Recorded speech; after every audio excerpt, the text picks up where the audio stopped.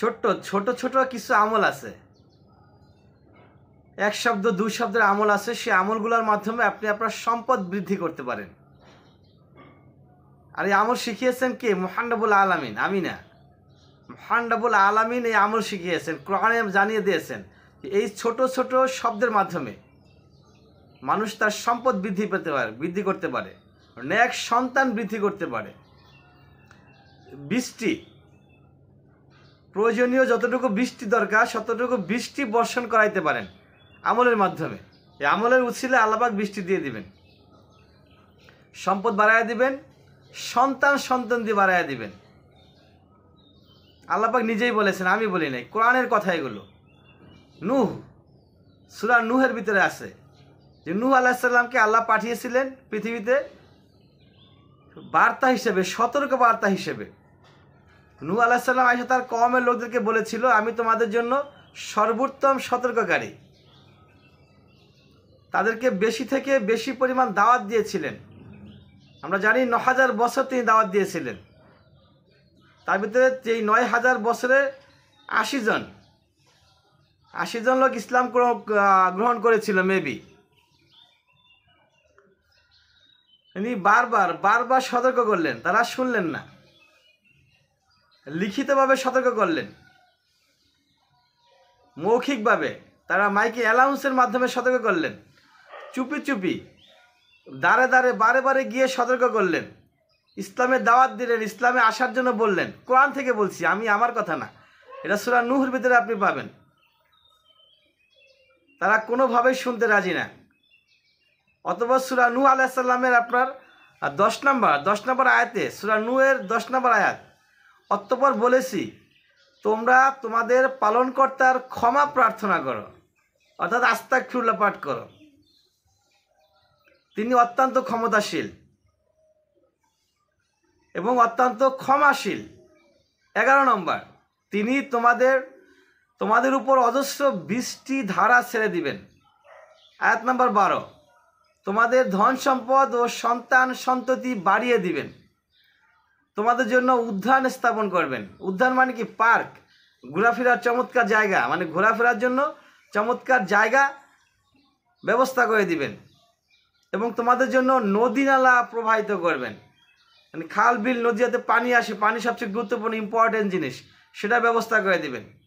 নদী নালার ব্যবস্থা করে দিবেন, সন্ততির ব্যবস্থা করে দিবেন, বৃষ্টির ধারা বাদ দিবেন এবং আপনার সম্পদ বৃদ্ধি করে দিবেন। যত অন্যায় করেছেন সব ক্ষমা করে দিবেন। কিসের মাধ্যমে? শুধু ক্ষমা প্রার্থনার মাধ্যমে, মানে আস্তাগফিরুল্লাহ। যার অর্থ হচ্ছে আমাকে মাফ করে দিন, হে আল্লাহ আমাকে মাফ করে দিন।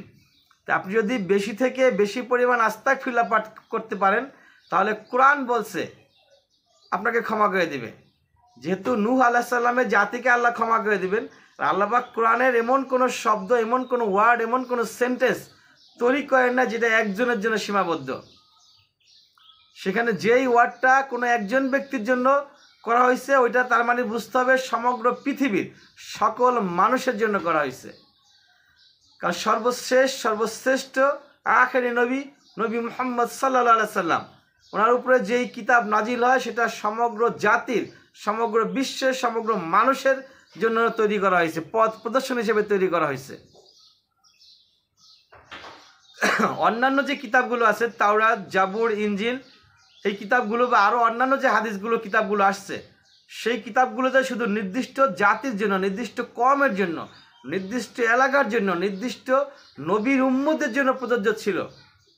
কিন্তু মহাগ্রন্থ আল কোরআনে যেটা আসছে সেটা কোনো কারোর জন্য প্রযোজ্য নয় ব্যক্তিগতভাবে, সেটা সমগ্র বিশ্বের সবার জন্য প্রযোজ্য।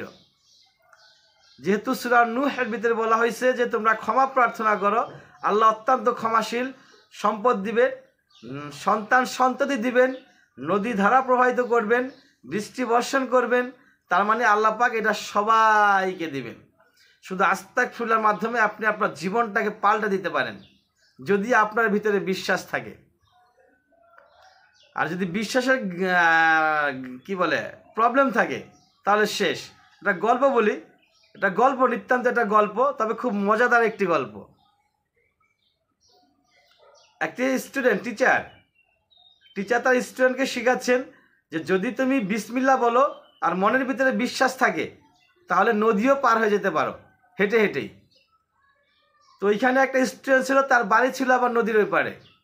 তো তার মনে এতটাই বিশ্বাস ছিল তার শিক্ষকের প্রতি যে শিক্ষক যাহা বলে তাহাই সহি হয়ে যায়। তো ওই স্টুডেন্ট তার নিয়তটাকে এতটা স্ট্রং করে ফেলেছে, করে সে নদীর ধারে গিয়ে বিসমিল্লাহ পড়ছে, পরে সে নদীর উপর দিয়ে হাইটা চলে গেছে, নিয়মিত সেভাবে যাচ্ছে। তো একদিন তার মা বলল যে তোর শিক্ষক তোকে এত বড় একটা আমল শিখাইছে, তো শিক্ষকের দাওয়াত দিয়ে নিয়ে আয়। তার শিক্ষককে দাওয়াত দিতে গেল, দাওয়াত দিল। তো শিক্ষক গেল নদীর ধারে, সেখানে গিয়া দেখে যে নদী পার হওয়ার মতো কোনো ব্যবস্থা নাই। তখন স্টুডেন্ট বলতেছে, আরে হুজুর আপনি কেন টেনশন করতেছেন, আপনি তো শিখাইছেন আমারে বিসমিল্লাহ বললে নদীও পার হয়ে যাওয়া যায়। তা আমি তো নিয়মিত বিসমিল্লাহ বলে নদী পার হয়ে যাই। ও বিসমিল্লাহ পড়লো, পরে নদী পার হয়ে গেল, হেঁটে হেঁটে চলে গেল। শিক্ষক আয় হায়, আমি তো এটা শিখাইছি, এখন আমার যদি এটা কাজ হয় না না হয়, ও তো চলে গেল, এখন আমার কি হয় এটা। এই যে তোর মনে সন্দেহ ঢুকে গেল, সে বিসমিল্লাহ বলে নদীতে পাড়া দিল, লুঙ্গি মুঙ্গি কাছে ও ডুবে গেল। তার মানে শিক্ষক তাকে শিখাইছে ঠিকই, তার অন্তরে বিশ্বাস ছিল না। একইভাবে ইন্নামা আমালু বিল নিয়ত, বুখারী শরীফ, মুসলিম শরীফ 1 নম্বর হাদিস। আপনার নিয়ত যদি ঠিক না থাকে, আপনি যত বড় বুজুর্গ হন, যত বড় আলেম হন, কোনো কিছুই আপনার কাজে আসবে না। সেজন্য প্রথমে আপনাকে নিয়ত সহি করতে হবে, তাহলে আপনার সব সহি হয়ে যাবে ইনশাআল্লাহ। ওয়া আখির দাওয়ানা আলহামদুলিল্লাহি রাব্বিল আলামিন।